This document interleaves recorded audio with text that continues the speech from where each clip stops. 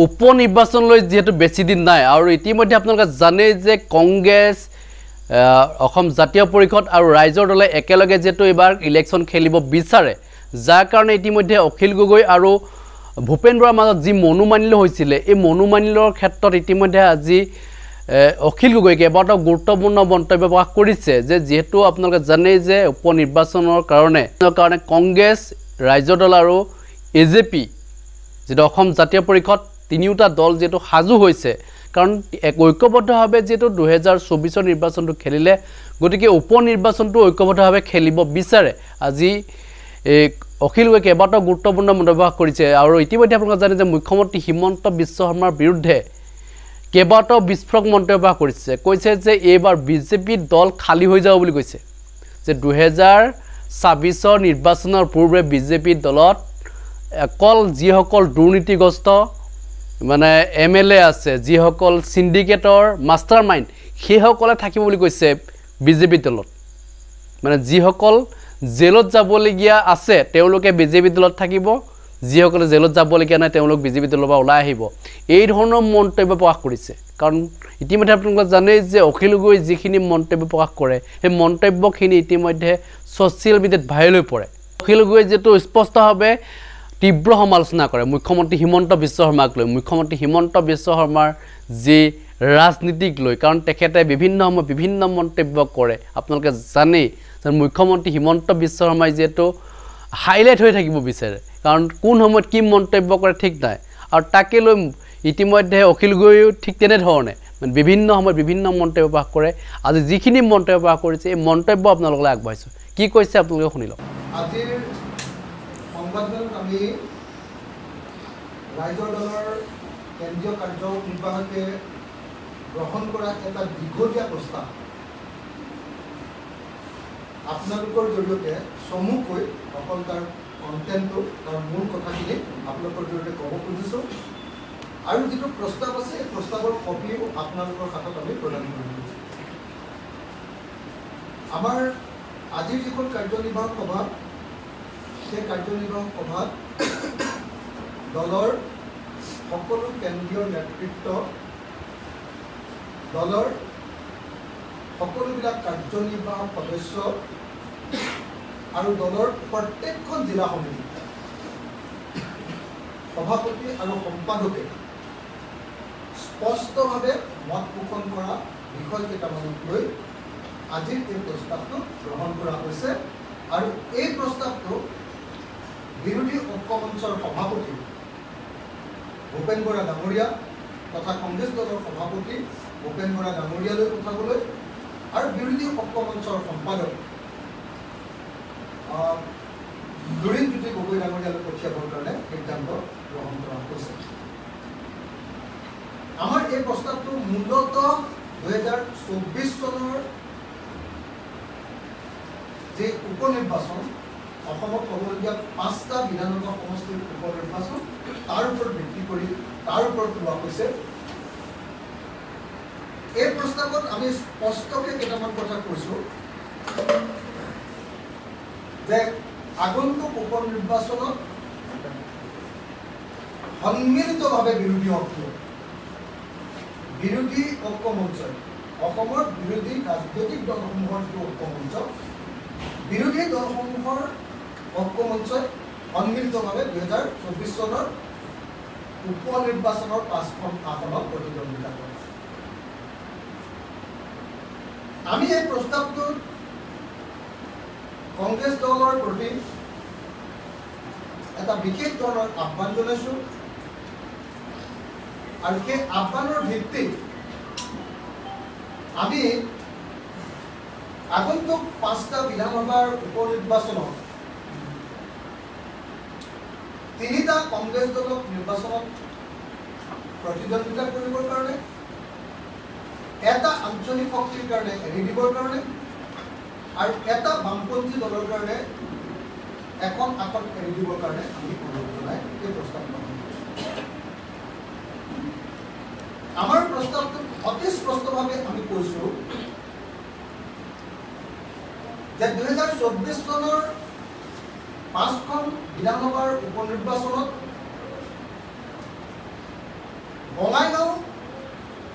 বিধানসভা সমষ্টিটো আঞ্চলিক দলৰ কাৰণে এৰি দিব লাগে আৰু বিহালী বিধানসভা সমষ্টিটো বামপন্থী দলসমূহৰ কাৰণে এৰি দিব। আৰু আমি এই প্ৰস্তাৱত কৈছোঁ যে বাকী 3টা সমষ্টি চামগুৰি, তাৰপিছত কাছাৰৰ ধলাই আৰু চিডলি, এই 3টা বিধানসভা সমষ্টিত কংগ্ৰেছ দলে প্ৰতিদ্বন্দ্বিতা কৰে। আমি প্ৰস্তাৱটো এটা কথা আমি উনুকিয়াই দিছোঁ যে আমি ধান খেতি কৰিছোঁ একেলগে, আমি ধান কাটিছোঁ একেলগে, আমি ভাতো বনাইছোঁ একেলগে, কিন্তু খাবৰ সময়ত অকল এজন মানুহে যদি ভাত খায় তেতিয়াহ'লে এইটো কেতিয়াও গণতান্ত্ৰিক নীতি নহ'ব, সেইটো অগণতান্ত্ৰিক আৰু দমনীয় নীতি। আৰু সেইকাৰণে কেৱল আৰু কেৱল কংগ্ৰেছ দলে নিৰ্বাচনত প্ৰতিদ্বন্দ্বিতা কৰিব বোলা কথাটো আমি ৰাইজৰ দলে কেতিয়াও মানিব নোৱাৰোঁ। আমাৰ কথাটো হ'ল যে সাগৰ মন্থন কৰি অমৃতবিলাক অকল এটা দলে খাব আৰু আন দলবিলাকৰ মাজতে অকল বিধবিলাক বিতৰণ কৰি দিব, এই কথাটো কেতিয়াও গ্ৰহণযোগ্য নহয়।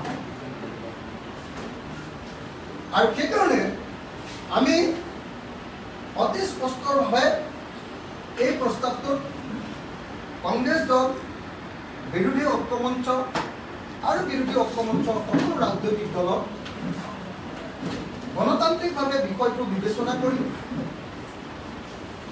গণতান্ত্ৰিকভাৱে আলাপ আলোচনাৰ জৰিয়তে অতি সোনকালে বিৰোধী ঐক্যমঞ্চৰ বৈঠক অনুষ্ঠিত কৰি বিৰোধী ঐক্যমঞ্চৰ ভিতৰত আগন্তুক উপনিৰ্বাচন সম্পৰ্কে এটা সিদ্ধান্ত ল'বৰ কাৰণে আহ্বান জনাই এই প্ৰস্তাৱটো গ্ৰহণ কৰা হৈছে।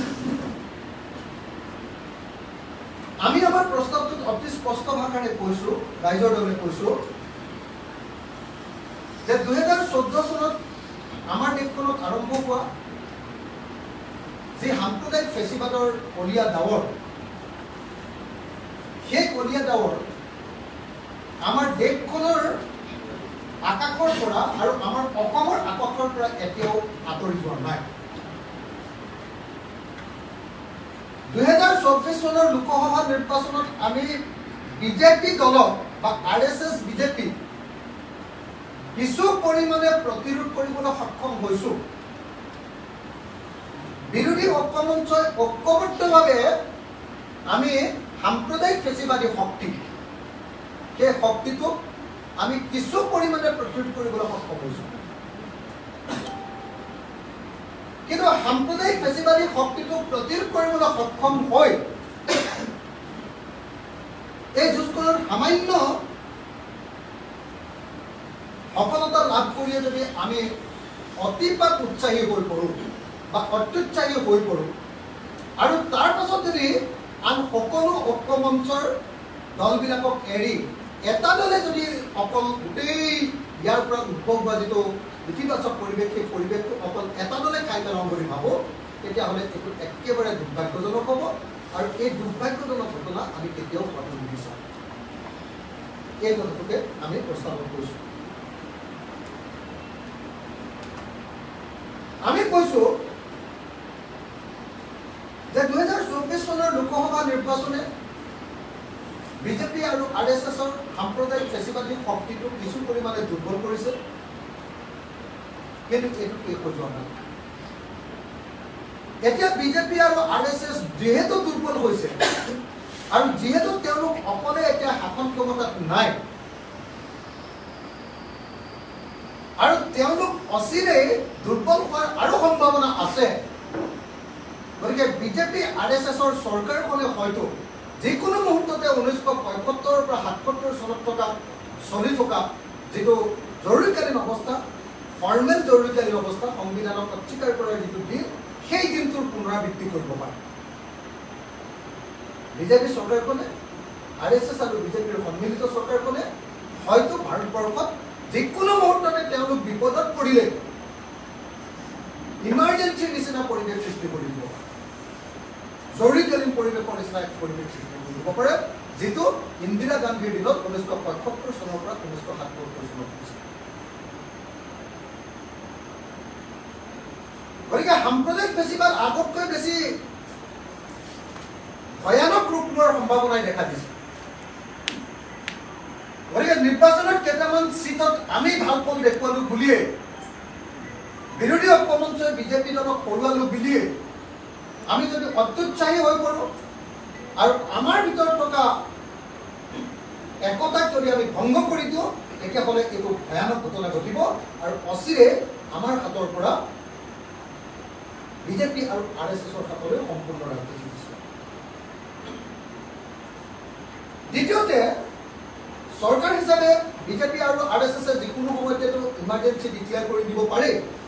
তাৰোপৰি আটাইতকৈ ডাঙৰ ঘটনা, যদিও বিজেপি RSS এতিয়া একেবাৰে মানে এনেকুৱা শক্তি হৈ থকা নাই, 400 চিট নাপালে এনেকুৱা শক্তি হৈ থকা নাই যে তেওঁলোকে ইচ্ছা কৰিলে যিকোনো ধৰণৰ সংবিধান সংশোধন কৰিব পাৰে, তেনেকুৱা শক্তি হৈ থকা নাই। কিন্তু তেওঁলোকৰ যিটো সামাজিক ভিত্তি,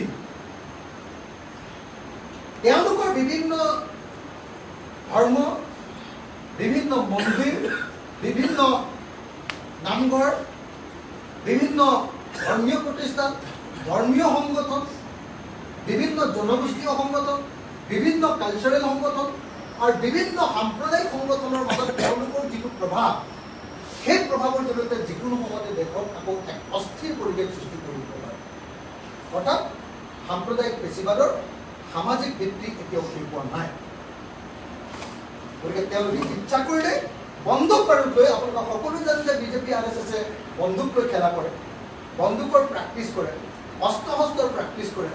যিকোনো সময়তে তেওঁলোকে বন্দুক লৈ পুনৰ ক্ষমতা দখলৰ কাৰণে আগবাঢ়ি আহিব পাৰে। এইটো এটা অত্যন্ত বেয়া পৰিৱেশত সেই পৰিস্থিতিলৈ যাব পাৰে, যদিহে তেওঁলোকৰ ৰাজনৈতিক শক্তি কমি যোৱা বুলি আৰু ৰাজনৈতিক তেওঁলোকে গণতান্ত্ৰিক দিশেৰে ৰাজনৈতিক শক্তি দখল কৰিব নোৱাৰে বুলি যেতিয়া বিশ্বাস কৰিব, তেতিয়াহ'লে বিজেপি RSSে আকৌ এনেকৈ জপিয়াই কৰিব পাৰে। সেইকাৰণে এনেকুৱা পৰিস্থিতিত আমি যিকোনো প্ৰকাৰে বিৰোধী ঐক্যমঞ্চক ঐক্যবদ্ধ কৰি ৰাখিব লাগে আৰু বিৰোধী ঐক্যমঞ্চটোক ঐক্যবদ্ধ কৰি ৰাখিবৰ কাৰণে আমি 2024 চনৰ লোকসভা নিৰ্বাচনত হোৱা আটাইতকৈ ডাঙৰ ভুলকেইটা আমি সংশোধন কৰিব লাগে। 2024 চনৰ লোকসভা নিৰ্বাচনত অসমত হোৱা আটাইতকৈ ডাঙৰ ভুলটো আছিলে যে সেই নিৰ্বাচনত কেৱল দুখন মানে এখন বিৰোধী পক্ষৰ এটা আঞ্চলিক দলক এৰি দি বাকী গোটেই 13টা সমষ্টিতে কংগ্ৰেছ দলে অকলে নিৰ্বাচন কৰিব, যাৰ ফলস্বৰূপে সকলো বামপন্থী দল আমাৰ মাজৰ পৰা আঁতৰি গৈছিল। বাকীবিলাক আম আদমি পাৰ্টি আৰু তৃণমূল কংগ্ৰেছটো আঁতৰি গ'লে, কিন্তু আটাইবিলাক বামপন্থী দল আমাৰ মাজৰ পৰা আঁতৰি গৈছিল। গতিকে এই ভুলৰ যদি সংশোধনী কৰিব লাগে, তেতিয়াহ'লে প্ৰথম আৰু প্ৰধান কামটো হ'ব লাগে যে আগন্তুক আমাৰ যি উপনিৰ্বাচন, এই উপনিৰ্বাচনত CPI-ML দলক আমি বিহালী বিধানসভা সমষ্টিটোক এৰি দিব লাগে আৰু ৰাইজৰ দলৰ নিচিনা আঞ্চলিক দলক বঙাইগাঁও বিধানসভা সমষ্টিটো এৰি দিয়াৰ ব্যৱস্থা কৰিব। তেতিয়াহ'লে আমাৰ মাজত হোৱা সাময়িক এই ইলেকশ্যনৰ সময়খিনিত হোৱা যিটো সাময়িক আমাৰ মাজত যিটো ভুল বুজাবুজি হৈছিলে, এই ভুল বুজাবুজিটো সম্পূৰ্ণৰূপে নাইকিয়া আমি আকৌ ঐক্যবদ্ধভাৱে 2026 কাৰণে খুব শক্তিশালীভাৱে আত্মপ্ৰকাশ কৰিব লাগে। যিহেতু আমাৰ সকলোৰে লক্ষ্য এই মুহূৰ্তত 2026 বিধানসভা নিৰ্বাচন, কাৰণ 2026 বিধানসভা নিৰ্বাচনত আমি হিমন্ত বিশ্ব শৰ্মাৰ বাহিনীটোক পৰাজিত কৰিব পাৰিব লাগিব। হিমন্ত বিশ্ব শৰ্মাৰ যিটো বিজেপিৰ বাহিনী, সেই বাহিনীটো কেৱল সাম্প্ৰদায়িক বাহিনী নহয়, সেই বাহিনীটো ফেচিষ্ট বাহিনী। হিমন্ত বিশ্ব শৰ্মাৰ এই বাহিনীটো ফেচিষ্ট বাহিনী। হিমন্ত বিশ্ব শৰ্মাৰ এই ফেচিষ্ট বাহিনীটোৱে অসমৰ জনগণক সম্পূৰ্ণৰূপে বিভক্ত কৰি পেলাইছে। অসমৰ জনগণৰ সকলো ধৰণৰ বাক স্বাধীনতা নাইকিয়া কৰি পেলাইছে। অসমৰ কোনো মানুহক মুখ খুলিব নোৱাৰা পৰিস্থিতিৰ সৃষ্টি কৰি দিছে আৰু পুলিচৰ হাততে এনকাউণ্টাৰ কৰি মানুহক হত্যা কৰাৰ নিচিনা বৰ্বৰ নীতি গ্ৰহণ কৰিবলৈ লৈছে এই হিমন্ত বিশ্ব শৰ্মা চৰকাৰ। সংখ্যালঘুৰ ওপৰত দৈনন্দিন আক্ৰমণ, যিকোনো অভিযুক্তক পুলিচৰ দ্বাৰা ৰাতিৰ ভিতৰতে গুলিয়াই হত্যা কৰাৰ নিচিনা এনকাউণ্টাৰ পদ্ধতি,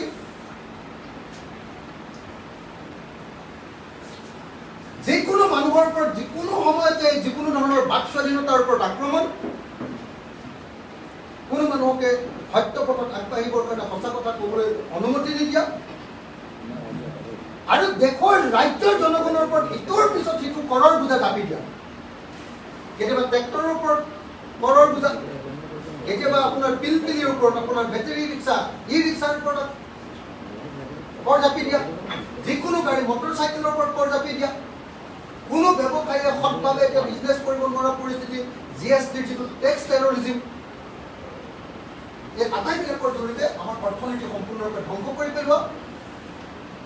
উৎপাদনমূলক কোনো বস্তুটো নাই, গঠনমূলক উৎপাদনৰ কোনো পদ্ধতি নলয়, কেৱল হিতাধিকাৰী আঁচনি তৈয়াৰ কৰি সাংঘাতিক এটা ভয়ানক পৰিস্থিতিৰ সৃষ্টি কৰা হিমন্ত বিশ্ব শৰ্মাৰ চৰকাৰখনৰ মূল যি বৈশিষ্ট্য, সেই মূল বৈশিষ্ট্যবিলাকৰ পৰা আজি অসমৰ মানুহক মুক্ত কৰাটোৱেই হ'ল এই সময়ৰ দাবী। 2024 চনৰ লোকসভা নিৰ্বাচনে অসমৰ মানুহৰ মাজলৈ এটা প্ৰত্যয় আনিছে, এটা সাহস আনিছে। অদেয় নহয়, বিজেপি আৰু RSSক আমি পৰাভূত কৰিব পাৰোঁ। যোৰহাটত আমি পৰাভূত কৰিলোঁ আৰু ধুবুৰীত আমি ৰেকৰ্ড সংখ্যক ভোটত পৰাজিত কৰিলোঁ।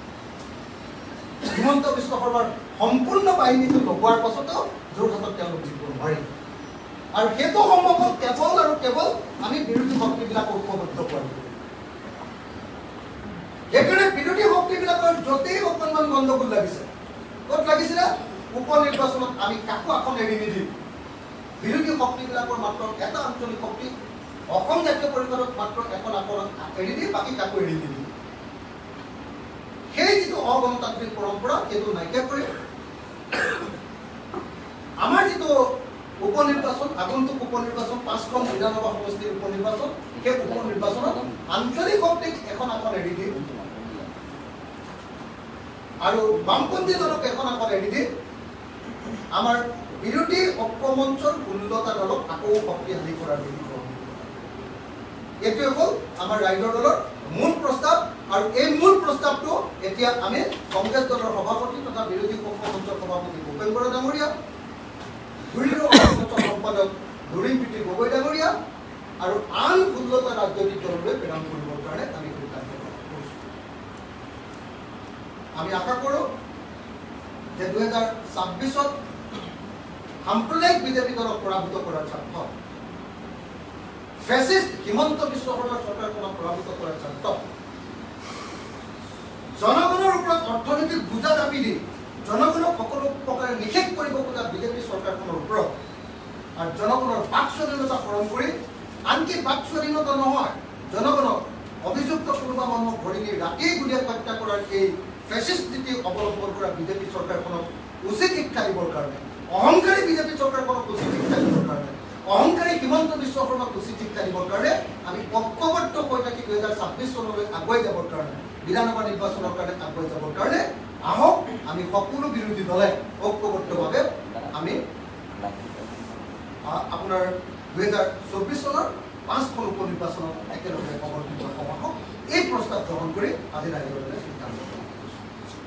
লোকসভা নিৰ্বাচনত আমি দেখিছিলোঁ আপোনালোকে সুপ্ৰিম চেক্ৰিফাইচ কৰিছিল, এখন আসনো দাবী কৰা নাছিল, কিন্তু এইবাৰ আপোনালোকে আগ্ৰহ প্ৰকাশ কৰিছে এখন আসনত খেলিবলৈ, কিয়? মানে আচলতে লোকসভা নিৰ্বাচনত আমি যোৰহাট আসনখন বিচাৰিছিলোঁ প্ৰথমতে, কিন্তু কংগ্ৰেছ দলৰ এতিয়া মতিগতি দেখিলোঁ যে তেওঁলোকে দিয়াৰ পক্ষত নাই। আৰু যদি আমি আসনখন কৈ দিওঁ তেতিয়াহ'লে ডাঙৰ দেশৰ ক্ষতি এটা হ'ব যে আকৌ বিৰোধী পক্ষটো ভাঙি থানবান হৈ যাব আৰু তাৰ ফলাফলটো বিজেপিৰ কাৰণে ভাল হৈ যাব। সেইকাৰণে আমি ৰাইজৰ দলে কাৰ্যনিৰ্বাহক পাতি, জেনেৰেল পৰিষদ পাতি, আমাৰ সাধাৰণ পৰিষদ পাতি সিদ্ধান্ত গ্ৰহণ কৰিছিলোঁ যে ঠিক আছে আমি এবাৰ লোকসভা নিৰ্বাচনত চেক্ৰিফাইচ কৰিব, নিৰ্বাচনত নেখেলোঁ। তাৰ পৰৱৰ্তী সময়ত কংগ্ৰেছ দলে আমাক কৈছিলে যে ক'ৰবাত আপোনালোকে খেলিব নেকি, আমি ক'লোঁ যে নেখেলোঁ। আমি চেক্ৰিফাইচ কৰি আমি ঐক্যবদ্ধ হোৱাৰ কাৰণে এটা পথ খুলিলোঁ। যিসকলে চেক্ৰিফাইচ নকৰিলে, বামপন্থী দলে চেক্ৰিফাইচ নকৰিলে তেওঁলোকে বৰপেটা দি দিলে। আম আদমি পাৰ্টীয়ে চেক্ৰিফাইচ নকৰিলে তেওঁলোকে 3খন আসন দি দিলে। তাৰপিছত তৃণমূল কংগ্ৰেছে চেক্ৰিফাইচ নকৰিলে তেওঁলোকে 4খন আসনত চিট দি দিলে। কিন্তু আমি চেক্ৰিফাইচ কৰি আমি ঐক্যটো অব্যাহত ৰাখিম। তো এবাৰ কিন্তু আমি কংগ্ৰেছ দলক কৈছোঁ যে বাৰম্বাৰ আমি গৰল খাম, মানে বাৰম্বাৰ আমি বিষ খাম, আৰু আপোনালোকে সকলোবিলাকে খালি অমৃত, আপোনালোকে খালি অমৃত খাব। একেলগতে আমি ধান ৰুম, একেলগতে আমি ধান কাটিম, একেলগতে আমি ভাত বনাম, আৰু ভাতখিনি খোৱাৰ পাছত অকল কংগ্ৰেছে ভাতখিনি খাই পাব। এইটো নীতিটো কেতিয়াও ভাল কথা নহয়। আৰু এই নীতিৰে যদি যাওঁতে ভৱিষ্যতেও কংগ্ৰেছ দলে 2026 চনত যদি চৰকাৰ কৰোঁ, তাৰপিছততো অসমৰ জনগণৰ কাৰণে কি ভাল কাম কৰিব সেইটো প্ৰশ্ন উত্থাপন হৈ থাকিব। যদি গণতান্ত্ৰিকভাৱে সিদ্ধান্ত লয়, অকলে যদি এটা দলে সকলো সিদ্ধান্ত লয়। সেইকাৰণে এই গোটেই বিষয়বিলাক বিতংভাৱে আলোচনা কৰি এইবাৰ সিদ্ধান্ত গ্ৰহণ কৰা হ'ল যে 42 সমষ্টিটোত CPIML দলে বিচাৰিছে, গোটেই বিৰোধী পক্ষ, গোটেই বামপন্থী দলবিলাকৰ হৈ, গতিকে CPIML দলটো 42 সমষ্টিটো এৰি দিব লাগে। আৰু আমিও বঙাইগাঁও সমষ্টিটো আঞ্চলিক দল, আপোনালোকে নিশ্চয় জানে যে বঙাইগাঁৱত কোনোদিন কংগ্ৰেছ জিকা নাই। দীৰ্ঘদিন 1985 চনৰ পৰা সেইটো আঞ্চলিক দলৰ সমষ্টি। গতিকে এতিয়া যদি সঁচাকৈ তাত আঞ্চলিক দল এটা কৰিব লাগে, তেতিয়াহ'লে আন এটা আঞ্চলিক দলে পৰাজিত কৰিব লাগিব। বঙাইগাঁৱৰ মানুহক সোধক, তেওঁলোকে পোনে পোনে কয় যে আমাৰ ইয়াত কংগ্ৰেছ নিজিব। যদি সাম্প্ৰদায়িক ফেচিবাদৰ লগত যোৱা অসম গণ পৰিষদ নামৰ আঞ্চলিক দলটোক পৰাজিত কৰিব লাগে, তেতিয়াহ'লে ডেফিনেটলি তাত ৰাইজৰ দলে নিৰ্বাচন খেলিব লাগিব। আন এটা আঞ্চলিক শক্তিৰ ৰাইজৰ দলে তাতে নিৰ্বাচন খেলিব লাগিব, যিটো নিৰ্বাচনে একদম ডেফিনেটলি মই ভাবোঁ যে অসম গণ পৰিষদক পৰাজিত কৰিব লাগিব, যদিহে কংগ্ৰেছ দলে আন্তৰিকতাৰে সৈতে আমাৰ লগত এলায়েন্সটো কৰে। তাৰ বিপৰীতে আমি সামগ্ৰীক পুৰা সমৰ্থন দি দিম, তাৰ বিপৰীতে আমি সোণাইত আমি 100% সমৰ্থন দি দিম, তাৰ বিপৰীতে আমি চিটলিত 100% সমৰ্থন দি দিম, আৰু তাৰ বিপৰীতে আমি একেদৰে বিহাৰটো 100% সমৰ্থন দি দিম। গতিকে আশা কৰিছোঁ গণতান্ত্ৰিক নীতি নিয়মেৰে গৈ আমাৰ মাজত অতি সোনকালে বিৰোধী ঐক্য মঞ্চৰ সভা হ'ব লাগে। মই এই সংবাদমেলৰ পৰা সভাপতি ভূপেন বৰা আৰু সম্পাদক লুৰিণজ্যোতি গগৈক আহ্বান জনাইছোঁ যাতে অচিৰেই আমাৰ বিৰোধী ঐক্য মঞ্চৰ সভা অনুষ্ঠিত কৰিব লাগে, আৰু অচিৰেই বিৰোধী ঐক্য মঞ্চৰ যৌথ সভা এই বিষয়টো বিতংকৈ আলোচনা কৰি সিদ্ধান্ত গ্ৰহণ কৰিব লাগে। আৰু আশা কৰিম গণতান্ত্ৰিক দৃষ্টিকোণেৰে সমস্যাটোৰ সমাধান হ'ব, আৰু কংগ্ৰেছ দলে প্ৰকৃত বাস্তৱতা উপলব্ধি কৰি সকলোকে লগত লৈ আগবঢ়াৰ নীতি গ্ৰহণ কৰিব। এনেকুৱা কেতিয়াও হ'ব নালাগে। এটা ভাল পৰিৱেশ, সেই ভাল পৰিৱেশটো সংগঠন অকল কংগ্ৰেছ দলেহে বঢ়াব, আন দলে আৰু বঢ়াব নালাগে। এনেকুৱা নীতি কেতিয়াও গ্ৰহণযোগ্য নহয়। যিটো ফেচিষ্ট নীতিৰ কাৰণে আমি বিজেপিৰ বিৰোধিতা কৰিছোঁ, যি ছেক্টেৰিয়ান নীতিৰ কাৰণে আমি বিজেপিৰ বিৰোধিতা কৰিছোঁ, যি অহংকাৰৰ কাৰণে আমি বিজেপিৰ বিৰোধিতা কৰিছোঁ, সেই অহংকাৰ যাতে কোনো পৰ্যায়ে কংগ্ৰেছ দলৰ মাজত গঢ়ি নুঠে, সেইটো চোৱা চিতা কৰাটো আমি এলায়েন্স পাৰ্টনাৰ হিচাপে আমাৰ দায়িত্ব। আৰু সেইকাৰণে আমি কংগ্ৰেছ দলক আহ্বান জনাইছোঁ যে আহক গণতান্ত্ৰিকভাৱে আমি এটা সিদ্ধান্ত ল'ব। কিন্তু ভূপেন বৰাই বিহালীত নিজে তেওঁ প্ৰতিযোগিতা কৰিবলৈ মন মেলি আছে। আমি নাজানো, আলোচনা কৰিলে মানে এনেকুৱাও হ'ব পাৰে যে হয় বিহালীটো ভূপেন বৰা ডাঙৰীয়াই প্ৰতিদ্বন্দ্বিতা কৰিব, কিন্তু প্ৰথমতে আলোচনাটো নহওক ন, বিৰোধী ঐক্য মঞ্চৰ মাজত আলোচনা হওক। এনেকুৱাতো ধৰা বন্ধা এনেকুৱা কথাও নাই যে মানে বঙাইগাঁৱত ৰাইজৰ দলে খেলিবই লাগিব, এনেকুৱা ধৰণৰ ধৰা বন্ধা কথাও নাই। কিন্তু প্ৰথমতে আলোচনাটো হওক। আমি বঙাইগাঁৱত দেখিলে আমি চামগুৰিটো খেলিব পাৰোঁ, আমি চামগুৰিত নেখেলি আমি আপোনাৰ চিটলিটো খেলিব পাৰোঁ। এনেকুৱা ধৰা বন্ধা কথা নাই, আমি কথাটো আলোচনালৈহে আনিছোঁ। প্ৰথমতে আলোচনা হওক, সিদ্ধান্ত হওক, কিন্তু এনেকুৱা সিদ্ধান্ত কেতিয়াও হ'ব নোৱাৰে যে অকল এটা দলে ওপৰৰ পৰা সিদ্ধান্তবিলাক জাপি দিব আৰু আন সকলো দলে কেৱল তেওঁলোকৰ কথা মানি থাকিব লাগিব। এইটো গণতান্ত্ৰিক নীতি নহয়, এইটো অগণতান্ত্ৰিক নীতি। মই আকৌ কৈছোঁ, পঞ্চায়ত নিৰ্বাচন অকলে খেলিম বুলি কোৱাৰ লগে লগে একমাত্ৰ এটা দলে প্ৰতিক্ৰিয়া প্ৰকাশ কৰিছিলোঁ, সেইটো হ'ল ৰাইজৰ দল। যেতিয়া দিল্লীত কংগ্ৰেছৰ সভাপতি ভূপেন বৰা ডাঙৰীয়াই কৈছিলে যে অসমৰ আগন্তুক পঞ্চায়ত নিৰ্বাচন কংগ্ৰেছ দলে অকলে খেলিব, আমি তাৰ তীব্ৰ প্ৰতিবাদ জনাইছিলোঁ আৰু কৈছিলোঁ যে এইটো ভুল সিদ্ধান্ত, আমি সকলোৱে একেলগে পঞ্চায়ত নিৰ্বাচন কৰিব। এইবাৰ যেতিয়া আকৌ কংগ্ৰেছ দলে ক'লে যে আমি উপ নিৰ্বাচন অকলে খেলিম, আনকি কংগ্ৰেছৰ তত্ত্বাৱধায়ক জিতেন্দ্ৰ সিং ডাঙৰীয়াই কৈ দিলে যে 2026 চনত আমাৰ বিৰোধী ঐক্যমঞ্চ থাকিব নে নাথাকিব, সেইটো কৰাতকৈ যদি ৰাইজৰ দলক দুৰ্বল কৰাটো যদি কংগ্ৰেছ দলৰ উদ্দেশ্য হয়, তেতিয়াহ'লে বাৰু আমি নিজৰ ভিতৰত কাজিয়া কৰি দিব। সাম্প্ৰদায়িক বিজেপিক পৰাভূত কৰাতকৈ, ফেচিষ্ট বিজেপিক পৰাভূত কৰাতকৈ, অহংকাৰী বিজেপিক পৰাভূত কৰাতকৈ যদি ঐক্যমঞ্চৰ ভিতৰত ৰাইজৰ দলক দুৰ্বল কৰাটো যদি কংগ্ৰেছৰ উদ্দেশ্য হয়, তেতিয়াহ'লে বেলেগ কথা। নহ'লে কিন্তু মই ভাবোঁ যে সকলোৱে মিলি জুলি এটা সিদ্ধান্ত লৈ সকলোৱে আগবাঢ়ি গৈ আমি এটা সিদ্ধান্তত উপনীত হৈ কোনে ক'ত নিৰ্বাচন খেলিব তাৰ ওপৰত বিচাৰ বিবেচনা কৰি এটা সিদ্ধান্তত উপনীত হোৱাৰ পাছতে সকলো দলে তেওঁলোকৰ মন্তব্য প্ৰকাশ কৰিছে। দেখা গৈছে বিজেপিৰ কেইজনমান জ্যেষ্ঠ নেতাই বিজেপিৰ শেহতীয়াকৈ ত্যাগ কৰিব বুলি এটা চৰ্চা চলি আছে, কংগ্ৰেছলৈ আহিব বা আন দলত যোগদান কৰিব বুলি চৰ্চা চলি আছে। ৰাইজৰ দললৈ কিবা ধৰণৰ খবৰ আছে নেকি? অহা 26 তাৰিখে আমাৰ এটা বিশাল যোগদান কাৰ্যসূচী, ৰাইজৰ দলৰ যোগদান কাৰ্যসূচী অনুষ্ঠিত গুৱাহাটীৰ মাছখোৱাত এই যোগদান কাৰ্যসূচীটো অনুষ্ঠিত হ'ব অহা 26 জুলাই তাৰিখে। সেইদিনা বিজেপিৰ পৰা পদত্যাগ কৰা শদিয়া জিলাৰ সভাপতি যুধিষ্ঠিৰ গগৈয়ে আৰু শিৱসাগৰ জিলাৰ পৰা পদত্যাগ কৰা শিৱসাগৰ জিলাৰ প্ৰাক্তন সভাপতি ডক্টৰ ভৱেন মোহনে তেওঁলোকৰ নেতৃত্বত কেইবাশ মানুহে কেইবাশ বিজেপিৰ নেতা আৰু কৰ্মীয়ে ৰাইজৰ দলত যোগদান কৰে। অহা 26 তাৰিখৰ দিনা এটা মেগা জইনিং প্ৰগ্ৰেম হ'ব। কেইবাশ বিজেপিৰ নেতা আৰু কৰ্মীয়ে তাত যোগদান কৰে। মই আপোনালোকক খাটাংকে কৈ থব খোজোঁ যে 2026 চনৰ ভিতৰত বিজেপি দলটো খালী হৈ যাব। মই আপোনালোকক খাটাংকে কৈ থব খোজোঁ যে বিজেপি দলৰ সকলো সৎ, নিষ্ঠাবান আৰু দেশপ্ৰেমৰ কাৰণে বিজেপি দল কৰিবলৈ অহা সকলো বিজেপি দলৰ কৰ্মীবিলাকে এতিয়া হতাশাত ভুগিছে আৰু বিজেপি দলৰ এই হিমন্ত বিশ্ব শৰ্মা, পীযুষ হাজৰিকাৰ দাদাগিৰিত সম্পূৰ্ণ অসন্তুষ্ট হৈ পৰিছে।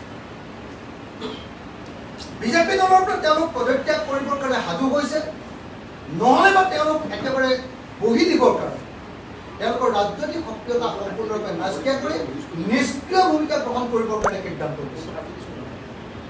আনকি এইবুলিও কিছুমানে সিদ্ধান্ত লৈছে যে আগন্তুক যি 2026 চনৰ নিৰ্বাচনত বিজেপি দলে হিমন্ত বিশ্ব শৰ্মা চৰকাৰক পৰাজিত কৰিব, হিমন্ত বিশ্ব শৰ্মাৰ বাহিনীটোক পৰাজিত কৰিব আৰু বাহিনীটোক পৰাজিত কৰি বিৰোধী ঐক্যমঞ্চক জয়ী কৰাব। তেতিয়াহে বিজেপি দলৰ ভিতৰত ৰিফৰ্ম আহিব বুলি বিজেপি দলৰ মানুহবিলাকে ভাবে। সেইকাৰণে মই বাৰম্বাৰ কৈ আছো আপোনালোকক 2026 চনলৈকে বিজেপি দলত অকল চিণ্ডিকেট কৰা মানুহকেইটাহে থাকিব, বিজেপি দলত অকল 2 নম্বৰী কৰা ৰাজনীতিক দলে থাকিব, বিজেপি দলত অকল দগাবাজ মানুহকেইটাই থাকিব, বিজেপি দলত অকল জেলত 2 নম্বৰী কৰি যে জেলত যাবৰ কাৰণে ৰক্ষা পাবৰ কাৰণে থকা মানুহকেইটাহে বিজেপি দলত থাকিব 26 চনলৈকে। আৰু হিমন্ত বিশ্ব শৰ্মাই যে কৈছিলে যে আমবাৰীৰ অসম গণ পৰিষদৰ দলটো এদিন বিবাহলৈ পৰিণত হ'ব, আপোনালোকে নিশ্চিন্ত হৈ থাকিব যে অসমৰ নদী গৱেষণা কেন্দ্ৰৰূপে অসমৰ নদী গৱেষণা কেন্দ্ৰ থকা বশিষ্ঠৰ যিটো মাটি, য'ত এতিয়া বিজেপি দলে ৰাজ্যিক কাৰ্যালয় স্থাপন কৰিলে, 2026 চনৰ নিৰ্বাচনৰ পাছত অসমৰ নদী গৱেষণা কেন্দ্ৰ স্থাপন কৰা বিজেপি দলৰ ৰাজ্যিক মুখ্য কাৰ্যালয়টো একেই বিবাহ ভৱন বা একেই এনেকুৱা ধৰণৰ ফাংচন, এনেকুৱা ধৰণৰ বিভিন্ন ধৰণৰ শ্ৰাদ্ধ, বিয়া, সকাম, মিটিং, বেলেগ বেলেগ অনুষ্ঠানবিলাকৰ সেই কাৰ্যালয়ত পৰিণত হ'ব। আনকি তাত বিজেপি দলৰ হৈ চকীদাৰো থাকিবলৈ বেয়া পাব। এনেকুৱা ঘৃণনীয় পৰিৱেশ এটা বিজেপি দলৰ বিৰুদ্ধে মানুহে এতিয়া ল'বলৈ গৈ আছে। গতিকে মই আশা কৰোঁ যে আপোনালোকে সকলোৱে বিৰোধী ঐক্যমঞ্চই মাত্ৰ এই সময়ত অশান্তি ল'ব লাগে, বিৰোধী ঐক্যমঞ্চ ঐক্যবদ্ধ হ'ব লাগে, বিৰোধী ঐক্যমঞ্চই নিজৰ ভিতৰত সংঘাত সৃষ্টি কৰিব নালাগে, বিৰোধী ঐক্যমঞ্চই ইজনে ইদলৰ লগত ইদলৰ মানে একেবাৰে মিলা প্ৰীতি বজাই ৰাখিব। 26 চনত আমি হিমন্ত বিশ্ব শৰ্মা চৰকাৰখনক ঘূৰাব পাৰিম আৰু হিমন্ত বিশ্ব শৰ্মাক যি যোগ্য শাস্তি দিব লাগে সেই ৰাজনৈতিক শাস্তি দিবলৈ আমি প্ৰস্তুত ভূপেন বৰাৰ সৈতে কংগ্ৰেছে যদি প্ৰাৰ্থিত্ব দিয়ে, কংগ্ৰেছে যদি আপোনালোকৰ প্ৰস্তাৱ নহ'লে প্ৰস্তাৱ সমষ্টিকে যদি প্ৰাৰ্থিত্ব দিয়ে, তেতিয়াহ'লে কংগ্ৰেছৰ প্ৰাৰ্থীসমূহ বিৰোধী দলে উপনীতাকে প্ৰাৰ্থিত্ব দিয়াৰ কিবা সম্ভাৱনা আছে নেকি? মানে বিৰোধী সকলো ৰাজনৈতিক দলে আমাৰ লগত কথা পাতি আছে এতিয়া কংগ্ৰেছক বাদ দি কংগ্ৰেছ দলে আমাৰ লগত এতিয়ালৈকে কথা পতা নাই এই ঘটনাটোৰ পাছত কিন্তু আন সকলো বিৰোধী ৰাজনৈতিক দলে মোৰ লগত কথা পাতি আছে আমাৰ ৰাইজৰ দলৰ লগত কথা পাতি আছে আৰু সকলো বিৰোধী ৰাজনৈতিক দলে বিচাৰে যে কংগ্ৰেছে এনেকুৱা ধৰণে অগণতান্ত্ৰিকভাৱে অকল নিজেই ইলেকশ্যন খেলিব বুলি হোৱা সিদ্ধান্তটো কোনেও মানি ল'ব পৰা নাই সেইকাৰণে যিবিলাক দলে 2024 চনৰ লোকসভা নিৰ্বাচনত বেলেগকৈ নিৰ্বাচন খেলিছিলে বিৰোধী ঐক্যমঞ্চৰ পৰা গৈ তেওঁলোকেও এতিয়া একেলগে কথা পাতি একেলগে 2024 চনৰ উপ নিৰ্বাচনটো খেলিবৰ কাৰণে প্ৰস্তুত হৈছে আৰু সকলোৱে আমি নিজৰ ভিতৰত কথা পাতি আছোঁ গতিকে মই কংগ্ৰেছ দলক আহ্বান জনাব খোজোঁ আহক গণতান্ত্ৰিক নীতি নিয়মেৰে সৈতে আমি নিৰ্বাচনটো 2024 উপ নিৰ্বাচনটো একেলগতে আমি খেলোঁ সকলোকে স্পেচ দি সকলোকে সন্মান কৰি কোনে ক'ত খেলিব লাগে আলোচনা কৰি সিদ্ধান্ত লওঁ কিন্তু অকলশৰীয়াকৈ যদি অহংকাৰীকৈ আমি নিৰ্বাচনত আগবাঢ়ি যাওঁ তেতিয়াহ'লে তাৰ ফল কিন্তু ভাল কেতিয়াও নহয় ধন্যবাদ আপোনালোকৰ প্ৰস্তাৱৰ কপিটো